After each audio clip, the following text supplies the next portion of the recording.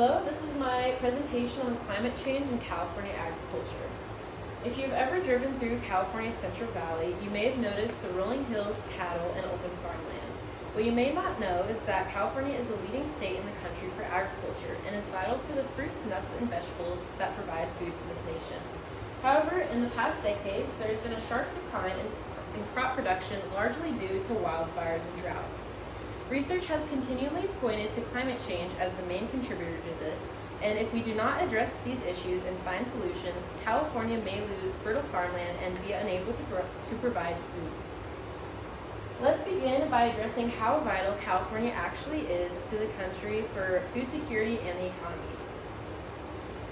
The California Department of Food and Agriculture stated that over 3/4 of the country's nuts and fruits are from California, and California provides over 400 different commodities such as grapes, lettuce, almonds, and pistachios.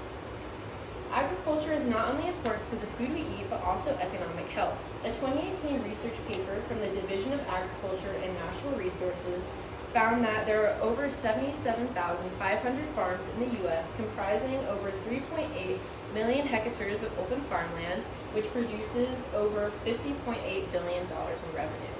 And for reference, 3.8 million hectares of land is over 14,000 square miles, which is around the size of Maryland and Delaware combined. Now as we think about how vital California is to the nation, let's talk about how climate change really affects farmers. Water scarcity may be one of the toughest challenges facing farmers today, and it's only been worsened due to increased temperature from climate change.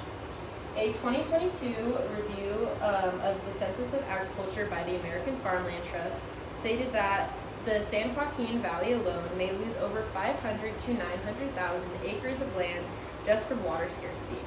For reference, 900,000 acres of land is almost 3 times the size of LA, which would be devastating to farmers.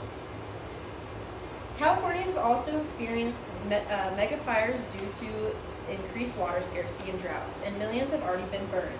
In just the 2020 August complex alone, over 4 million acres of land were destroyed, which was the most recorded in a single year.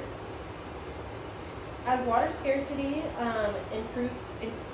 continues to threaten the livelihood of farmers, let's talk about solutions that are needed more than ever to fight against climate change.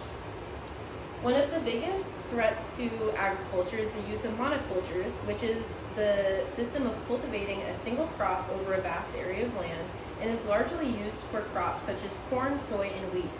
This practice strips the soil of nutrients and ultimately exhausts it and dries it out, which further increases droughts.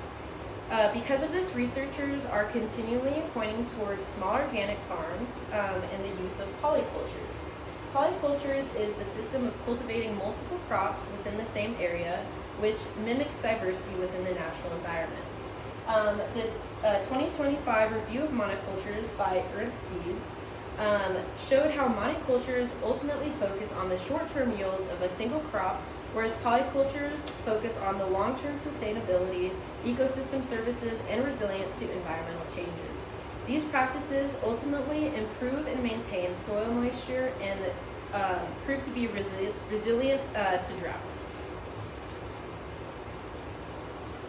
And in conclusion, as climate change has intensified water scarcity in California, long-term survival of agriculture relies heavily on the shift from industrial monoculture practices to sustainable polycultures.